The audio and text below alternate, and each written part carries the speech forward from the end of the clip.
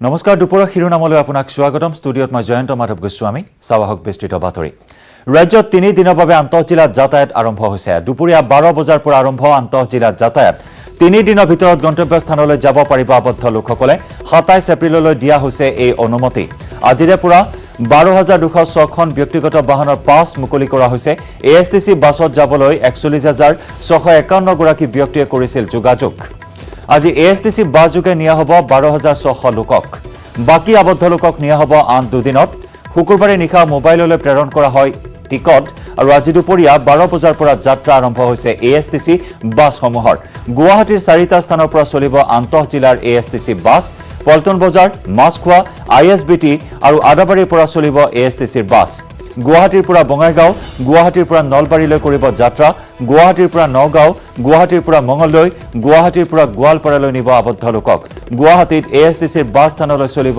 ওলা উবেৰ সিটি বাছ আৰু আজিৰে পৰা গুৱাহাটীত চলিব 30খন সিটি বাছ গুৱাহাটীত চলিব 200খন ওলা উবেৰ বাহন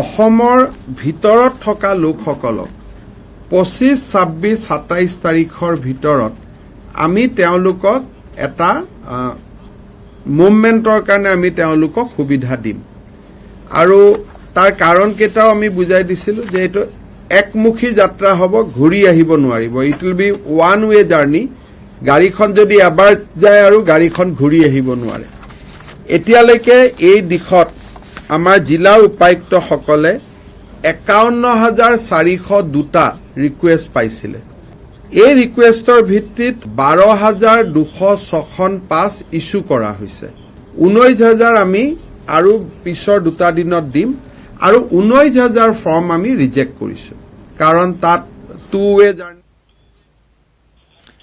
আৰু ইতিমধ্যে আমি আপোনাক জনাইছো গুৱাহাটীৰ পৰা 4টাকৈ বাছ স্থানৰ পৰা যাত্ৰা ইতিমধ্যে আৰম্ভ হৈছে আৰু ঠিক তেনেদৰে প্ৰত্যেকখন জিলাতে এএছটিসি বাছ স্থানসমূহৰ পৰা এই বাছ মুকলি কৰা হৈছে ইতিমধ্যে আমি বিভিন্ন প্ৰান্তৰ সাংবাদিকসকলৰ সৈতে আমি যোগাযোগ স্থাপন কৰিছো আৰু 3টা দিনৰ পৰ্যায়ক্ৰমে এই সকল আবদ্ধ লোকক নিজ নিজ জিলালৈ যাবলৈ অনুমতি প্ৰদান কৰা হৈছে আৰু সেই অনুসৰি ইতিমধ্যে পঞ্জীয়ন কৰিছে প্ৰায় 41000ৰো অধিক লোকে আৰু আজিৰে পৰা আৰম্ভ হৈছে এই সেৱা মুকলি 25, 26 আৰু 27 এপ্ৰিললৈ ৰাজ্যৰ আবদ্ধ লোকসকলে যাতায়াত কৰিব পাৰিব এএছটিসি বাছৰ যোগেদি ডিব্ৰুগড়ৰ সাংবাদিক টমাছ বুঢ়াগোহাঁইৰ সৈতে আমি যোগাযোগ স্থাপন কৰিছো এই মুহূৰ্তত টমাছ ইতিমধ্যে 12 বজাৰ লগে লগে আৰম্ভ হৈছে এই বাছ সেৱা কোন কোন স্থানলৈ ডিব্ৰুগড়ৰ পৰা কোন কোন স্থানলৈ আজি যাত্ৰা কৰিব আবদ্ধ হৈ থকা লোকসকলে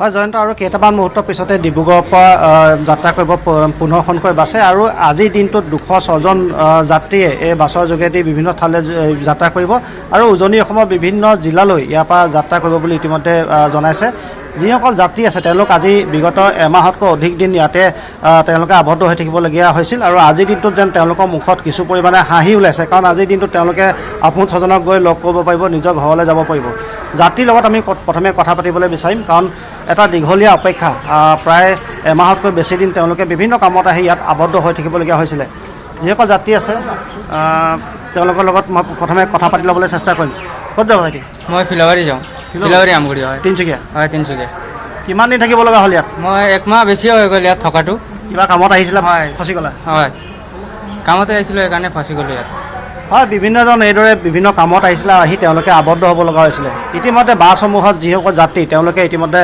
বহি আছে আৰু কেইটামান মুহূৰ্তৰ পিছত যিহেতু যাত্ৰা ইয়াৰ পৰা আৰম্ভ হ'ব মই যাত্ৰীসকলৰ লগত আৰু কথা পাতিবলৈ চেষ্টা কৰিম আৰু ইতিমধ্যে ইয়াত আৰক্ষী বিষয়া উপস্থিত আছে তাৰ লগতে স্থানীয় বিধায়ক প্ৰশান্ত দেৱো ইয়াত আহি উপস্থিত হৈছে মই তেওঁৰ লগতো কথা পাতিবলৈ যত্ন কৰিম ইতিমধ্যে এটা দীঘলীয়া এমাহতকৈ অধিক সময় ইয়াত যিহেতু লোকসকল আবদ্ধ হৈ থাকিবলগীয়া হ'ল আজি এক প্ৰকাৰে তেওঁলোকে নিজৰ নিজৰ ঘৰলৈ যাব পাৰিব যিহেতু 15খনকৈ বাছ চলিছে আপুনি যাত্ৰীসকলক এতিয়া পানী বিতৰণ কৰি আছে কি ক'ব এই মুহূৰ্তত মানে প্ৰথম কথা হ'ল এই লকডাউনটো আমাৰ যি ব্যৱস্থা কৰাৰ পাছত গোটেই মানুহবিলাক য'তে আছিলে ত'তে থাকি যাবলগীয়া হ'ল ঘৰ যাব নোৱাৰা হ'ল বিভিন্ন ধৰণৰ হাহাকাৰৰ এটা সৃষ্টি হৈছিল আৰু সেইকাৰণে আমি এটা কাম কৰিছিলোঁ যে আজি আমাৰ কেইদিনমান আগতে আমাৰ চৰকাৰে এটা ফ্ৰেম আপ কৰিছিলে ফ্ৰেম আপ কৰি বিভিন্ন জেগাৰ পৰা ব্যক্তিসকলক পঠিওৱাৰ কাৰণে এটা ব্যৱস্থা কৰিছিলে নীতি নিয়মৰ মাজত থাকেই যাতে লকডাউনৰ কৰাৰ ক্ষেত্ৰত বিশেষ ভাইলেশ্যন নোহোৱাকৈ ঠিক তেনেকৈ আজি ডিব্ৰুগড়ৰ পৰা আমাৰ বাছবিলাক যোৱাৰ ব্যৱস্থা কৰিছে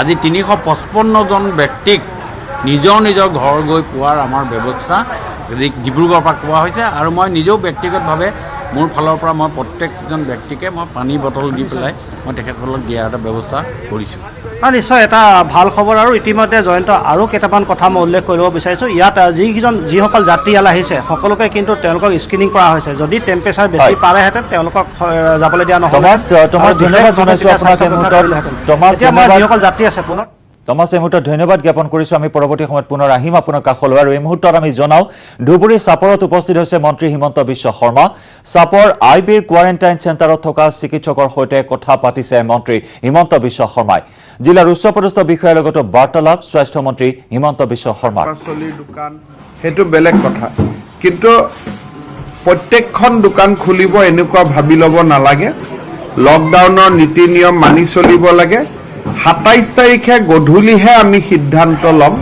যে আচলতে কিমান দোকান পোহাৰ খুলিব কেইটা বজাৰ পৰা কেইটালৈকে খুলিব কেনেকৈ খুলিব গতিকে আজিয়েই ৰাইজক দোকান পোহাৰ নুখুলিবলৈ আমি অনুৰোধ জনাম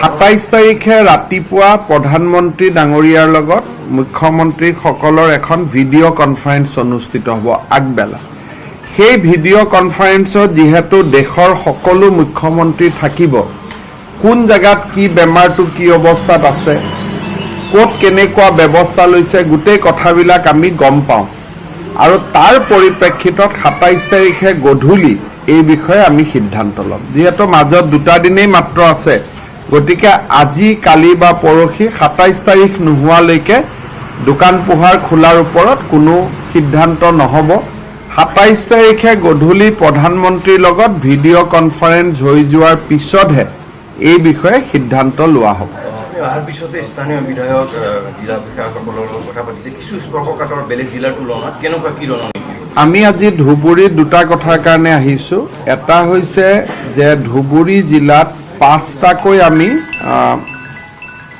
COVID-19ৰ পজিটিভ গোচৰ পাইছোঁ কেছ পাইছোঁ আৰু গোটেইকেইটা কেছ এনেকুৱা নহয় যে একেদিনাই পাইছোঁ চেগা চুৰুকাকৈ 3-4 দিনৰ মূৰে মূৰে একোটা কেছ পাই আছোঁ সেইকাৰণে জিলাখনলৈ আমাৰ অলপ চিন্তা আছে বিলাসীপাৰা চাপৰ আৰু ধুবুৰীত অহাকালি আমি ৰেণ্ডম বেচিছত মানে কাক লওঁ ঠিক নহয় যাকে পাম তেনেকৈ ধৰণৰ বুলি যিটো বুজা যায় সেই ধৰণৰ ৰেণ্ডম টেষ্টিং আমি 50টাকৈ চেম্পল কৰিম বৰপেটা মেডিকেল কলেজত চেম্পল টেষ্ট হ'ব 150টা আমি চেম্পল টেষ্ট কৰিম ধুবুৰী জিলাত আৰু সেইটো অহাকালি ৰাতিপুৱা আমি চেম্পল ল'ম গধূলি আমাৰ পৰীক্ষা হ'ব পিছদিনা আমি ৰিপৰ্ট পাম তেতিয়া আমাৰ এটা সম্যক ধাৰণা হ'ব যে নিজামুদ্দিন বা আঠগাঁও কবৰস্থানত অংশগ্ৰহণকাৰীসকলক বাদ দিও আৰু কোনোবা মানুহৰ গাত এইটো বিয়পিছে নেকি এটা পৰীক্ষা এটা হ'ব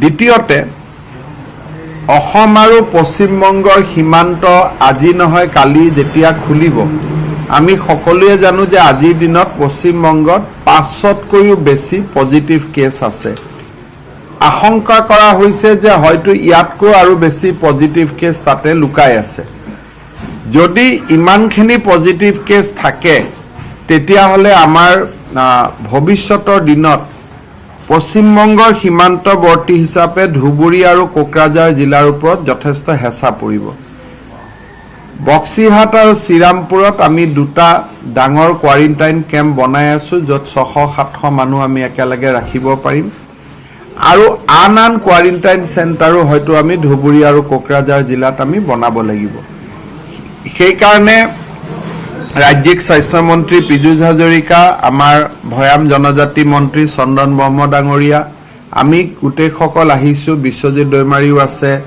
অশোক সিংহী আমাৰ অশ্বিনী ৰায় চৰকাৰ আমি গোটেইকেইজনৰ লগত বক্সিহাটত আজি কি ধৰণৰ আমি ব্যৱস্থা কৰিছোঁ তাক আমি পৰ্যালোচনা কৰিম তাৰ পিছত আমি কোকৰাঝাৰ টাউনলৈকে গৈ তাতো কিছু ব্যৱস্থা কৰা হৈছে এইখিনি আমি চাম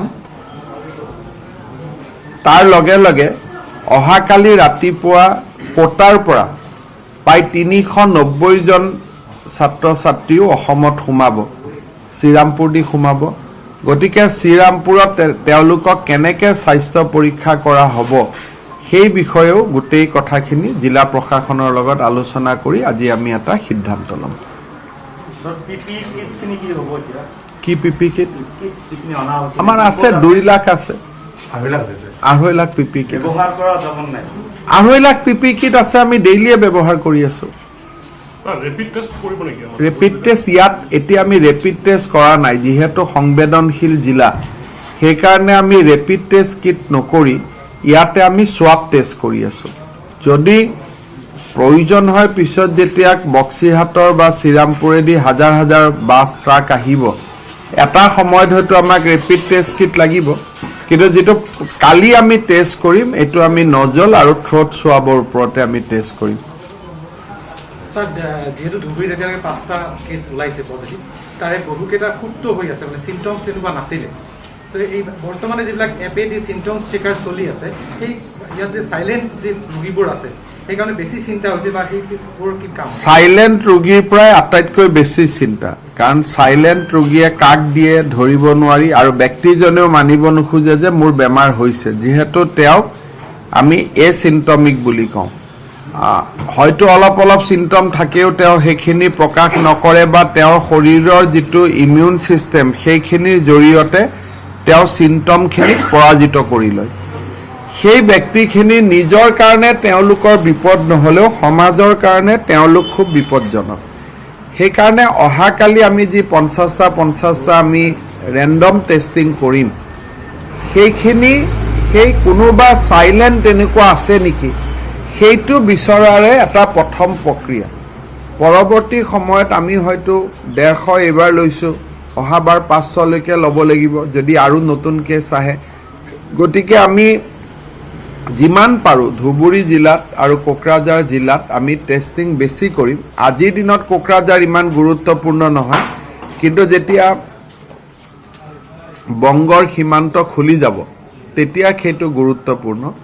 আৰু যদি বংগৰ সীমান্ত যেতিয়ালৈকে বন্ধ থাকে তেতিয়ালৈকে নিজামুদ্দিন আৰু আঠগাঁৱৰ প্ৰভাৱত অহা হিচাপত ধুবুৰী জিলাত আমি কিছু চকু ৰাখিব লাগিব। আমাৰ এতিয়ালৈকে ধুবুৰী জিলাত যি 5টা কেছ ওলাইছে, জিলা প্ৰশাসনে খুব ভাল কাম কৰাৰ কাৰণে আমি গোটেইকেইজনক অলৰেডি কোৱাৰেণ্টাইন কৰি পেলাইছিলোঁ। সেইকাৰণে এই ৰোগটো আমি ভাবোঁ কেম্পৰ বাহিৰত যোৱা নাই, কিন্তু তথাপিতো কথাটো প্ৰমাণ কৰিব লাগিব, ভাবিলে নহ'ব, কথাটো প্ৰমাণো কৰিব লাগিব। সেইকাৰণে কালি ধুবুৰী টাউন, চাপৰ, বিলাচীপাৰা 3 জেগাতে অলপমান চেষ্টা এটা কৰা হ'ব। ডেফিনেটলি ধুবুৰী জিলাৰ আমি যিখিনি এৰিয়াত কেছ পাইছোঁ তাৰ কাষত। স্যাৰ, বাহিৰৰ জিলাৰ পৰা যিখিনি মানুহ ধুবুৰীত আহি আবদ্ধ হৈ আছে এমাহ বা 1.5 মাহে, বিভিন্ন কামত আহিছে, কোনোবা শ্ৰাদ্ধত আহিছিল, কোনোবা বিয়াত আহিছিল, তেওঁলোকক কিন্তু ৰেড জোন হোৱাৰ কাৰণে যাব পৰা নাই। তেওঁলোকৰ ক্ষেত্ৰত 3 তাৰিখৰ পিছত আমি সিদ্ধান্ত ল'ম। নহয়, আমি তেওঁলোকক সৰু সজাইত কোৱাৰেণ্টাইন কৰিম, কিন্তু অসমত সোমোৱাৰ লগে লগে কোনোবা মানুহৰ ল'ৰা ছোৱালী যদি বেমাৰ আজাৰ দেখোঁ তেওঁলোকক ইয়াতে আমি ধৰিব লাগিব। যদি কোনোবা মানুহৰ গাত জ্বৰ আছে, ল'ৰা ছোৱালীৰ গাত কাৰোবাৰ চিমটম আছে, তেতিয়াহ'লে আমি আৰু ইমান দূৰ আগুৱাই যাব নিদিওঁ, সেইকেইজনে শ্ৰীৰামপুৰ। কিন্তু যদি সকলোৰে স্বাস্থ্য ভালে আছে তেতিয়াহ'লে তেওঁলোক সৰু সজাইত গৈ কোৱাৰেণ্টাইন হ'ব। প্ৰথম 5 দিনৰ কোৱাৰেণ্টাইন, 5 দিনত সোৱাব লোৱা হ'ব। যদি সোৱাব লোৱাৰ পিছত নিগেটিভ আহিলেও ডক্টৰে যদি কয় কোনোবা 14 দিন থাকিব লাগিব, 14 দিন থাকিব লাগিব। আৰু ডক্টৰে যদি কয় যে পৰৱৰ্তী 9 দিন হোম অবজাৰভেশ্যনত থাকিলেও হ'ব, সেইমতে ডক্টৰৰ সিদ্ধান্ত লোৱা হ'ব। কিন্তু অহাৰ লগে লগে প্ৰথম আমি শ্ৰীৰামপুৰত চেক কৰিমেই। কাৰোবাৰ যদি গাত টেম্পাৰেচাৰ থাকে বা কিবা চিমটম দেখা পায় তেওঁলোকক আৰু গুৱাহাটীলৈকে আগুৱাই দিয়াৰ প্ৰশ্নটো নুঠিব। অহাকালি আমি আশা কৰিছোঁ যে ধুবুৰী জিলাৰ প্ৰথম টেষ্টৰ ৰিজাল্টৰ ওপৰত 2টা টেষ্ট কৰিব লাগে কনজিকিউটিভ। অহা কালি বা পৰহি ধুবুৰী জিলাৰ 3জন ৰোগীক মুক্তি দিব পৰা হ'ব বুলি আমি এটা আশা ৰাখিছোঁ প্ৰথম টেষ্টৰ ৰিজাল্টৰ ওপৰত। কিন্তু বহুত ক্ষেত্ৰত আমি দেখা পাইছোঁ প্ৰথম দিনা নিগেটিভ ওলায়, পিছদিনা পজিটিভ ওলায়। সেইকাৰণে আগতীয়াকৈ ক'ব নোৱাৰিলেও সময়সীমাৰ ভিত্তিত 3জনক এতিয়ালৈকে মুক্তি দিব পৰা অৱস্থাত অপেক্ষা কৰি আছে। সেইটোতো এটা ইতিবাচক কথা যে অসমত নিগেটিভ হৈছে এটা নিৰ্দিষ্ট সময়ৰ ভিতৰত। আমি আশা কৰিছোঁ যে অহা কালি বা পৰহি বা তাৰ পিছদিনাৰ ভিতৰত আৰু 8জন ৰোগীক আমি মুক্তি দিব পাৰিম। কোৱাৰেণ্টাইন কেম্পত বহু আছে ধুবুৰীত এতিয়াও, বৰকন্দাত আছে 52জন এতিয়ালৈকে, ধুবুৰী চিভিল হস্পিটেলতো আছে, তেওঁলোকৰ বহুৰে 14 দিনৰ পাৰ হৈ গৈছে, 3টা টেষ্ট হৈ গৈছে। এই যোৱাকালি আমি যিজন ইয়াৰ পৰাই আপোনালোকৰ ইয়াত যিজন শেষ ৰোগী পালোঁ তেওঁক 19 দিনত তেওঁৰ বেমাৰ ধৰাত পৰিছে। গতিকে আমি ICMR গাইডলাইন মতে প্ৰত্যক্ষ সম্পৰ্ক থকা ব্যক্তিৰ কোৱাৰেণ্টাইন হ'ল 28 দিন। এতিয়া যেনেকৈ কোটাৰ পৰা ল'ৰাবিলাক আহিছে, কোনো বেমাৰীৰ লগত তেওঁলোকৰ সম্পৰ্ক নাই, সেইটো হ'ল সাৱধানতাবশত, সেইটো 14 দিন। কিন্তু বেমাৰীৰ লগত যোনে শুইছে বৈছে বা খাইছে বা কথা পাতি বহুত দেৰি একেলগে ৰুমত আছে তেওঁলোকৰ ক্ষেত্ৰত 28 দিন হ'ব। ধন্যবাদ। আপোনালোকে দোকান খোলাৰ ক্ষেত্ৰত অলপ এইটো স্পষ্টীকৰণ সোনকালে পঠাই দিলে ভাল হ'ব।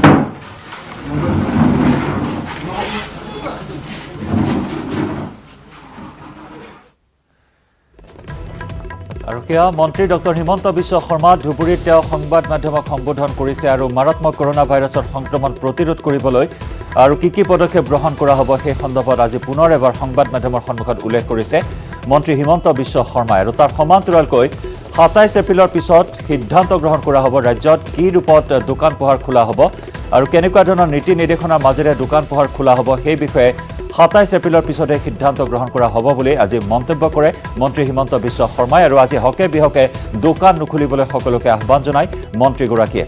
আনহাতে ৰেণ্ডম টেষ্টিঙৰ কথা উল্লেখ কৰিছে। এই কৰোনা সংক্ৰমণ কি পৰ্যায়ত আছে সেই বিষয়ে বুজ ল'বলৈ ৰেণ্ডম টেষ্টিঙৰ ব্যৱস্থা কৰা হৈছে। ধুবুৰীত আৰম্ভ কৰা হ'ব কাইলৈৰ পৰা ৰেণ্ডম টেষ্টিং। চাপৰ আইবিৰ কোৱাৰেণ্টাইন চেণ্টাৰত সংবাদ মাধ্যমৰ সন্মুখীন হয় মন্ত্ৰী হিমন্ত বিশ্ব শৰ্মা আৰু মাৰাত্মক COVID-19 সংক্ৰমণ প্ৰতিৰোধ কৰিবলৈ কি পদক্ষেপ গ্ৰহণ কৰা হৈছে বা বহিৰাজ্যৰ পৰা আহি থকা ছাত্ৰ ছাত্ৰীসকলক ক'ত কেনেদৰে কোৱাৰেণ্টাইন কৰা হ'ব সেই বিষয়ে জনালে মন্ত্ৰীগৰাকীয়ে। খবৰ অব্যাহত থাকিব। দুপৰৰ শিৰোনামত সময় হৈছে এটি চমু বাণিজ্যিক বিৰতি। 27 এপ্ৰিললৈ ৰাজ্যত খোলা নহয় কোনো দোকান পোহাৰ। ৰাজ্যৰ মুখ্য সচিবে স্পষ্ট কৰি দিছে এই তথ্য। 27 এপ্ৰিলত ৰাজ্য চৰকাৰে গ্ৰহণ কৰিব এই সন্দৰ্ভত সিদ্ধান্ত। আজিৰে পৰা দোকান খোলাৰ নিৰ্দেশ দিছিল কেন্দ্ৰীয় গৃহ মন্ত্ৰণালয়ে। 24 এপ্ৰিলত ৰাজ্য আৰু কেন্দ্ৰীয় শাসিত অঞ্চলৰ মুখ্য সচিবলৈ প্ৰেৰণ কৰা হৈছিল পত্ৰ। কিন্তু ৰাজ্যৰ শেহতীয়া পৰিস্থিতিৰ বাবে অনুমতি দিয়া হোৱা নাই দোকান খুলিবলৈ। আগন্তুক 2 দিন পৰ্যবেক্ষণ কৰা হ'ব আৰু তাৰ পিছতহে সিদ্ধান্ত ল'ব ৰাজ্য চৰকাৰে। আজিৰে পৰা 27 তাৰিখলৈ দিয়া হৈছে আন্তঃজিলা যাতায়াতৰ অনুমতি। ইতিমধ্যে কিছু সময় পূৰ্বে ধুবুৰী চাপৰত মন্ত্ৰী হিমন্ত বিশ্ব শৰ্মাই উল্লেখ কৰিছে এই কথা। 27 এপ্ৰিলৰ পুৱা প্ৰত্যেকখন ৰাজ্যৰ মুখ্যমন্ত্ৰীৰে ভিডিঅ' কনফাৰেন্সিঙৰ জৰিয়তে বাৰ্তালাপ কৰিব প্ৰধানমন্ত্ৰী নৰেন্দ্ৰ মোদীয়ে আৰু তাৰ পিছত সন্ধিয়াৰ ভাগত ৰাজ্য চৰকাৰে এই সন্দৰ্ভত সিদ্ধান্ত গ্ৰহণ কৰিব। কিছু নীতি নিৰ্দেশনাৰ মাজেৰে খোলা হ'ব দোকান পোহাৰ আৰু তাৰ বাবে 27 এপ্ৰিললৈ অপেক্ষা কৰিবলৈ আহ্বান জনাইছে মন্ত্ৰী হিমন্ত বিশ্ব শৰ্মাই আৰু মুখ্য সচিবে স্পষ্ট কৰি দিছে এই তথ্য।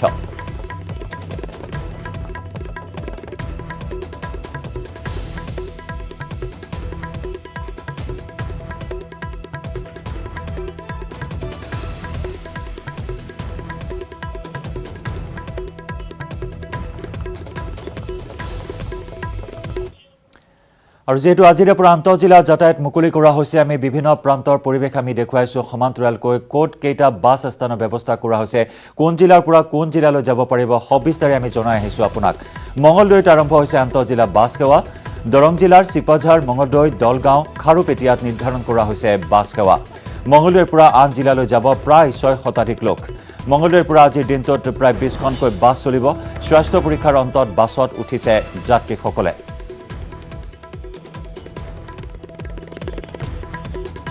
মঙলদৈৰ পৰা আমাৰ সাংবাদিক নৱজ্যোতি মহন্তৰ প্ৰতিবেদন আগবঢ়াইছোঁ। নিশ্চয়কৈ বৰ্তমান যিহেতু লকডাউন চলি আছে আৰু লকডাউন চলি থকাৰ সময়তেই যি ৰাজ্য চৰকাৰে এক নিৰ্দেশনা দিছিলে যে আন্তঃজিলা যি বাছ সেৱা মুকলি কৰা হ'ব আৰু সেই মৰ্মে আজিৰে পৰা আৰম্ভ কৰা হ'ল আন্তঃজিলা বাছ সেৱা। শাৰী পাতি সকলোকে পৰীক্ষা কৰি তেওঁলোকক এই বাছৰ জৰিয়তে বিভিন্ন স্থানলৈকে যাবৰ কাৰণে সাজু কৰিছে। আমি দেখুৱাইছোঁ দৃশ্য এয়া মঙলদৈ লগতে দৰং জিলাৰ ইতিমধ্যে আমি ক'ব লাগিব যে দৰং জিলাৰ খাৰপেটীয়া চিপাঝাৰ মঙলদৈ দলগাঁৱত এই যি সেৱা আৰম্ভ কৰিছে জিলাখনৰ 4টা স্থানত আৰু ইয়াৰ ভিতৰত এই মঙলদৈ মহাবিদ্যালয়ত মঙলদৈ নিকটৱৰ্তী যিসকল লোক আছে তেওঁলোকক কিন্তু ইয়াতে এই স্থানৰ পৰা বাছ সেৱাসমূহ আৰম্ভ কৰিব। আৰু আমি বিষয় আছে আমি জানিব বিচাৰিম যে কি ধৰণৰ ব্যৱস্থা গ্ৰহণ কৰা গৈছে, কিমানমান বাছ যাব বা তথ্য এতিয়াও আমি সঠিকভাৱে ক'ব পৰা নাই কিমান কেইখন যাব, কিন্তু এতিয়ালৈকে 9খন বাছ ইয়াৰ পৰা এৰিছে আৰু প্ৰত্যেকখনত আপোনাৰ ধৰি লওক 35জনমানকৈ ব্যক্তি আছে আৰু সেইসকলক আমি এতিয়া থাৰ্মেল স্কেনিং কৰি কাৰোবাৰ জ্বৰ আছে নেকি, কাৰোবাৰ কাহ আছে নেকি সেই হিচাপে ভেৰিফাই কৰি ছেগ্ৰিগেট কৰি আমি পঠাই আছোঁ। আৰু মেক্সিমাম হেৰিবিলাক আপোনাৰ ব্ৰিকলিন ইটা ভাটাত কাম কৰা মানুহে হয়, লেবাৰবিলাক যোনবিলাক নিজৰ ঘৰত যাবলৈ বিচাৰিছে আৰু বেছিখিনিয়ে ধুবুৰী আৰু বৰপেটা চাইডৰে মানুহ হয়। সম্পূৰ্ণ পৰীক্ষা আমি যিখিনি 9খন গৈছে এতিয়ালৈকে আৰু এতিয়ালৈকে আমি গম পোৱা নাই, কিন্তু এতিয়ালৈকে আৰু 4খন লাইনত আহিছে, তেনেকৈ তাৰমানে আহি থাকিব এতিয়ালৈকে। নিশ্চিতভাৱে আমি ৰমেশে দেখুৱাব এয়া 15 নম্বৰ ৰাষ্ট্ৰীয় ঘাইপথত এই ধৰণে যি বাছসমূহ ৰখাই থোৱা হৈছে, দেখুৱাইছোঁ দৃশ্য বাছসমূহ ৰখাই থোৱা হৈছে আৰু যি নিৰ্দেশনা চৰকাৰী নিৰ্দেশনা এই নিৰ্দেশনা মতে যি ছ'চিয়েল ডিষ্টেঞ্চ আৰু লগতে যি মাস্ক পৰিধান কৰা যি বাধ্যতামূলক এই সম্পূৰ্ণ যি নিৰ্দেশনা পালন কৰি এই বাছ সেৱা আৰম্ভ কৰিছে। আমি দেখুৱাইছোঁ দৃশ্য এয়া মঙলদৈৰ দৃশ্য আৰু মঙলদৈত এই ধৰণে প্ৰতিগৰাকী লোকক এনেধৰণে পৰীক্ষা কৰা হৈছে আৰু এই বাছ যিসমূহ আছে এই বাছসমূহে বিভিন্ন স্থানৰ পৰা লোকসকল লৈ আহিছে আৰু লৈ আহি এই স্থানত মহাবিদ্যালয়ৰ সন্মুখত আহি ইয়াতে পৰীক্ষা কৰিছে সকলোকে আৰু পৰীক্ষা কৰাৰ পিছত তেওঁলোকক যি স্থানলৈকে তেওঁলোক যাব সেই স্থানলৈকে যোৱাৰ কাৰণে ইতিমধ্যে আনহাতে ইয়াতে বাছ সাজু কৰি থোৱা হৈছে, এই বাছসমূহত যাব পাৰিব। আৰু উল্লেখ কৰিছোঁ যে দৰং জিলাত 4টাকৈ স্থান নিৰ্ধাৰণ কৰা হৈছে, চিপাঝাৰ, মঙলদৈ, দলগাঁও আৰু খাৰপেটীয়া এই যি বাছ স্থান এই বাছ স্থানত এনেধৰণে লোকসকলে পৰীক্ষা কৰি তেওঁলোকৰ যি স্বাস্থ্য পৰীক্ষা যি তেওঁলোকৰ জ্বৰ আছে নেকি এই পৰীক্ষাটো প্ৰথমতে কৰি লৈ যি বাছত উঠিব। আৰু মালিগাঁৱত বিদ্যুৎস্পৃষ্ট হৈ এজন লোকৰ মৃত্যু, গুৰুতৰভাৱে আঘাতপ্ৰাপ্ত হৈছে আন এজন লোক। আদাবাৰীৰ নতুন মল নিৰ্মাণস্থলীত এই অঘটন সংঘটিত হৈছে। উন্মুক্ত বিদ্যুতৰ তাঁৰত লাগি মৃত্যু হয় যুৱকজনৰ। মৃত যুৱকজন ধূপধৰাৰ যৌজ ৰায় নিষেধাজ্ঞা ভংগ কৰি চলাইছিল নিৰ্মাণ কাৰ্য। NCS প্ৰাইভেট লিমিটেড নামৰ কোম্পানীয়ে চলাই আছিল নিৰ্মাণ কাৰ্য। দুদিন পূৰ্বে নিৰ্মাণ কাৰ্য বন্ধ কৰাৰ নিৰ্দেশ দিছিল আৰক্ষীয়ে, কিন্তু তাৰ মাজতো চলি আছিল নিৰ্মাণ কাৰ্য আৰু নতুন মলৰ এই নিৰ্মাণস্থলীতে বিদ্যুৎস্পৃষ্ট হৈ মৃত্যু কাকলি লয় এজন যুৱকে।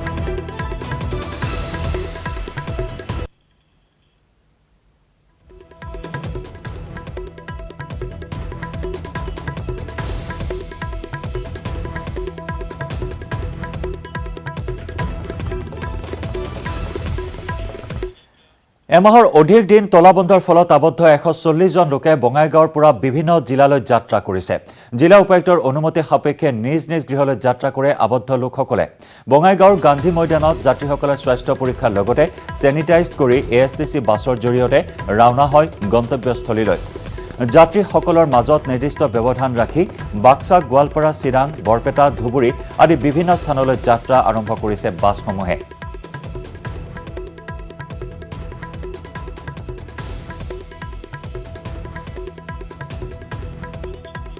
এই খণ্ডত চাওঁ আহক বঙাইগাঁৱৰ সাংবাদিক উপানন্দ শৰ্মাৰ প্ৰতিবেদন। এক মাহ অতিক্ৰম কৰিছে ইতিমধ্যে তলাবন্ধ আৰু ইয়াৰ মাজতে ৰাজ্য চৰকাৰে আন্তঃজিলা যাতায়াত সেৱা মুকলি কৰিছে আৰু প্ৰথমটো দিনাই আজি বঙাইগাঁৱৰ পৰা দেখা গৈছে বিভিন্ন জিলালৈ যাতায়াতৰ সেৱা গ্ৰহণ কৰাৰ কাৰণে ৰাইজ ওলাই অহা পৰিলক্ষিত হৈছে আৰু বঙাইগাঁও জিলা উপায়ুক্ত কাৰ্যালয়ৰ কাষতে থকা গান্ধী ময়দানত যাত্ৰীসকলক ইয়াতে সুৰক্ষা প্ৰদান কৰাৰ কাৰণে ছেনিটাইজ ব্যৱস্থা কৰিছে আৰু সুৰক্ষাৰ মাজেৰে তেওঁলোকক যান বাহনসমূহত ইয়াতে বহোৱা পৰিলক্ষিত হৈছে। মই দেখুৱাবলৈ বিচাৰিছোঁ এইসমূহ যান বাহন আৰু ইতিমধ্যে এইসমূহ যান বাহনেৰে বিভিন্ন জিলাত যাত্ৰী আবদ্ধ হৈ থকা লোকসকলক তেওঁলোকৰ জিলাসমূহলৈ বিভিন্ন স্থানলৈ তেওঁলোকক প্ৰেৰণ কৰাৰ ব্যৱস্থা কৰিছে। মোৰ লগত আছে বঙাইগাঁও জিলা পৰিবহণ বিষয়া দীপজ্যোতি নেওগ। মই জানিব বিচাৰিম যে আপোনালোকে কি ব্যৱস্থা কৰিছে আৰু কিমান সংখ্যক যাত্ৰী বঙাইগাঁৱৰ পৰা বিভিন্ন জিলালৈ যাব?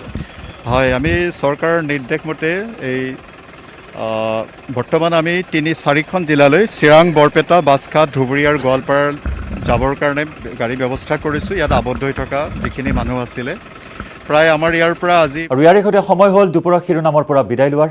নমস্কাৰ।